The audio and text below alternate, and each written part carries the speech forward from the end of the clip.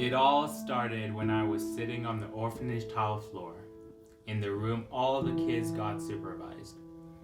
As the evening sun set, I played with my red toy car I would not let anyone stick a finger on because it was my special gift from my adoptive parents. I was angry that evening because I couldn't go outside to play with the older kids. Before I knew it, within a second, I thought my life was about to end. Sak passe tout moun! Bienvenue na canal mwen a! What's up guys? Welcome back to my channel. If you're new here, my name is Levian Becker and welcome to part 4 of story time, Surviving Haiti's Earthquake of 2010.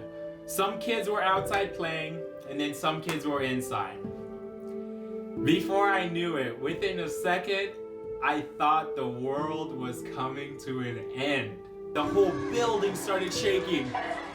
I jumped on my feet like no other. Every kid was on their feet and the nannies were screaming, "Get out, get out, run, go outside, go outside." In that room where all the kids stay at, there's a door that opens right to outside. But that door was locked. So all the nannies were up yelling, telling all the kids to run, go outside, go outside. And I remember just sprinting all the way to the end of the orphanage and around where the kitchen area was into the courtyard where everybody was gathering. And there all the nannies were counting heads, making sure everybody was in place. And all the kids were screaming, yelling. We were praying, "Oh, Jersey, Edenu, help us, help us, Lord, help us." Everybody screaming, crying. It was so terrifying. We were in shock. We've never heard of an earthquake or experienced anything like it before. And so everybody was just screaming, yelling. And then eventually we kind of calmed down a little bit. The night was coming to an end. We ended up getting blankets, mattresses, and a tent. We ended up staying outside of the orphanage in an alley area on the road because there was nothing there that would possibly fall on us. Oh, that night, only one person died. It was a little baby that Papa Rico brought home from the streets just a few months before. Middle of the night, all the kids are screaming and I get up to see what it was. All the kids like, "A baby's here, Papa Rico brought home a baby, Papa Rico brought home a baby." And we're like, what a baby? And so I went to see and it was a baby. And apparently Papa Rico found it on the street just with some food and water. And this baby was out of the middle of nowhere. And so Papa Rico brought it home. So a little Haitian superstition for you again. I think this is how it goes. If you see a shooting star, it means that somebody that's that close to you and that within that area or very close to you have died. Now, I remember looking up in the sky that night and seeing a shooting star, and I was like, "Oh gosh, somebody's dead." And I actually kind of knew who it was because that baby was living on the edge. I believe it was a he, because he would not eat one bit, and so this baby was gonna die. So I was like, "Oh, it's probably that baby." And comes that morning, that baby was dead, and that was the first time I ever saw a dead body, from my knowledge. Aftershocks keeps on continuing. Now, you know how there's bad people who take advantage of bad situations? That's exactly what was going on. So they would let the bad guys that were in prison out because if they were in there, the buildings were gonna fall on them. So they either escaped because buildings were falling or they let bad guys out of prison. So they were going around stealing and doing bad stuff. So one thing they would do was tell people that a hurricane's coming, that you need to run. So they would say, "A hurricane's coming, so you need to run, you need to leave your stuff and go." So what they would do is tell them that, and so they would go and take people's stuff. People were dying still. People were dying from other people. People were killing people then too. So when it came to that night, Dukins, Papa Rico's brother, who's a policeman, came and stayed with us that night. so we were protected. So that night came and Dukin stayed with us, and we ended up moving into the courtyard area with our tent. We ended up setting the tent in that courtyard area, and so we slept in there. The next day comes, still aftershocks. Aftershocks were coming, and for a little bit it stopped. The next day, the same routine continues.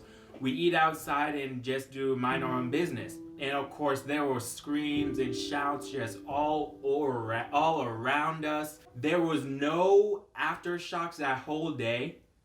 And so the nannies, the people there at the orphanage, thought it was all over. They wanted us to go and sleep inside now. Now this is probably 3 days later, and there was no aftershocks that day. So the nannies wanted us to go back and sleep inside. All the kids were saying, no, we don't want to go back inside. We were scared for our lives. We did not want to go back inside and sleep in a building ever again. So we were all scared, and the nannies say, yeah, you're gonna sleep inside tonight. So all of you guys have to go sleep inside. Maybe they were doing it for our safety, maybe, I don't know. If you know the reason, if you're watching this and you know the story, tell me. Because people were getting captured, kids were still getting captured, bad guys taking advantage of bad situations, right? So it was still bad for kids to be outside. So maybe they were saying we needed to go inside for our safety. Yes, maybe. But still, the earthquake, we still knew the earthquake happened, so we were scared to go inside. So they were saying, you're going to sleep inside. And the kids were crying, like, please don't put us in here. So we ended up sleeping in that little room area where we were getting supervised. That night, we were terrified. They locked the door so we couldn't get out. Comes morning, and aftershock hits again, and the whole building started shaking. And thankfully, the gate, the black gate that leads straight to outside was open. All the kids were just running outside like, oh my gosh, it's going on still. So we all got on the courtyard, and the nannies are counting heads, making sure everybody's here. And then I hear, Genna. And everybody looks at me, and I run back into the building and grab my little sister, Genna, and she was just a little baby, so I go and run in, grab Genna. I remember one of the nannies telling me, that's your sister, never leave her behind. And so from there, I was like, yes, ma'am. And so Genna, I saved you. Just kidding. So they told me, Genna's your sister, never leave her behind. So I ended up going and grab my sister. And then from there, they learned their lesson. We are not gonna stay in the building anymore. At least for as long as we are for sure nothing bad will happen. Nothing broke in the orphanage, but there were cracks on the walls and stuff. So we were just scared to even walk by the orphanage one bit. But there were other buildings that walls that were broken near us, so we all knew to stay away from any building at this point because the aftershocks still kept on coming. And then from there, daily routine outside continues. This thing here has never left my mind one bit. That was the smell of dead bodies. So all these people, the people that were dead, they were getting buried. And so there wasn't enough room to be burying everybody. So then they started burning the bodies. And now everywhere around us, we would see smoke going up. And the smell of the bodies that were getting burnt. Oh gosh, it was, I'm remembering it like it was just yesterday. But I remember one of the kids asking, what's that smell? And then some of us replying, that's the people that weren't getting buried, that were getting burned. So the smell of the dead bodies, I don't even know like how to explain it. But it's just awful. It's awful just thinking about the smell and stuff like that. Us kids, I pray for all of us. I pray for all of us, honestly. thank God the adoption system was in good hands on that day, that period of time. Because for all of us kids who are in the adoption process, most of us lost our paperwork. So all of our paperwork was under buildings, so they were all gone. Remember, this happened in January. The last time my parents told me I was gonna come home was in October of 2009. The adoption process was gonna have to start all over again. At least retrieve what we have, but I would have to start, who knows, it could have taken another 4 years or longer, maybe less if we ended up finding all the paperwork we needed. But my adoption process was gonna have to start over again.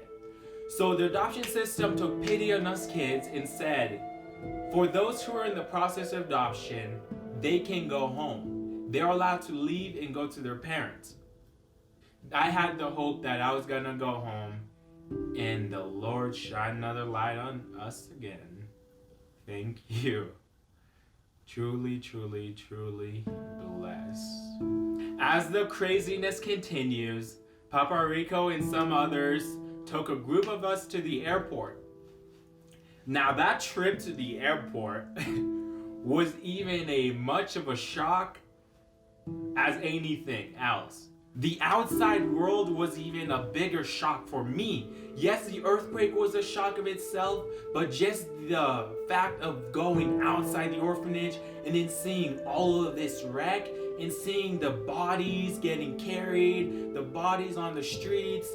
It was nasty. It was very, very bad. There were guards, there was policemen, there were military guys just everywhere. And so the airport was blocked. So all the adults were trying to figure out what needs to be done. And so getting kids here, getting kids there. And a group of kids ended up getting all their stuff figured out, and they got to get in a plane. Then a group had to go back to the orphanage, and I was in that group that had to go back to the orphanage. And so we were all freaking out, like, what in the heck is happening? Do we not get to go? What's going on? And so Papa Rico says, it's all right. You guys get to come back tomorrow. You guys get to come back tomorrow, and then you get to fly. So we ended up getting back into the orphanage. And I remember just being very sad, looking up at the sky, praying to the Lord to let me please go home. Oh, Jersey, edem, s'il vous plaît, Jersey, edem. And so the next day came, and it was time for us to go. And before everybody was leaving, Papa Rico told us, make sure you leave everything here. Don't bring anything with you. No, I wanted to bring everything with me. I wanted to bring my remote control car. I wanted to bring all my toys. And so Papa Rico says, no, you can't bring any of that stuff with you. Leave it here. And before all of us left, even that group that already left, we ended up getting everybody's number, the nanny's number. As I was getting some numbers, a nanny looks at me and says, "Ou pas jamais apprendre anglais." She says, you will never learn to speak English. Pour qui ça li te dit ça? Moi pas connais. Okay, the reason I think she said that was because of me being smart. I was never the most intelligent kid at the orphanage. So everybody knew my knowledge base. And so that's why I think she said that. And today I want to look her in the eyes and say, gardez-moi. Moi parle anglais. Moi parle haïtien. Je parle français. Yo hablo espagnol. Gardez-moi. Oui? Oh. Gardez. Moi parle haïtien très bien kounia. Moi comprendre en pile. Moi très pas intelligent. But moi connais quelques bagages. Oui? And so she said that to me. And from there, I was like, oh my gosh. I couldn't believe what was happening. And so the whole world was turned upside down, I thought, that day, that year. That year, the whole world was turned upside down. And so from there, we all continued. We got in our planes, and then off we went. To all the parents, all the people who have helped us kids get to our parents, helped this whole situation with all the kids back in Haiti, all the people.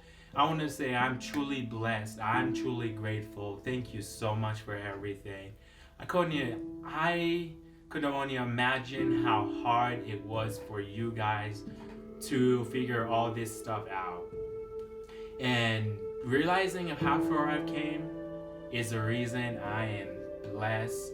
It's the reason I strive to be the best I can be today. It just never let nobody put you down. You just gotta believe in yourself and grow from there and realize where you've come from and how much you've come from. And I just want to say thank you very much. Thank you. From there, the story continues. Thank you guys so much for watching. If you enjoyed that video, make sure to like it so other people can see it. And subscribe if you want to keep up with me. And always to remember, smile, because you're a star. Shine on. God bless Haiti. Peace.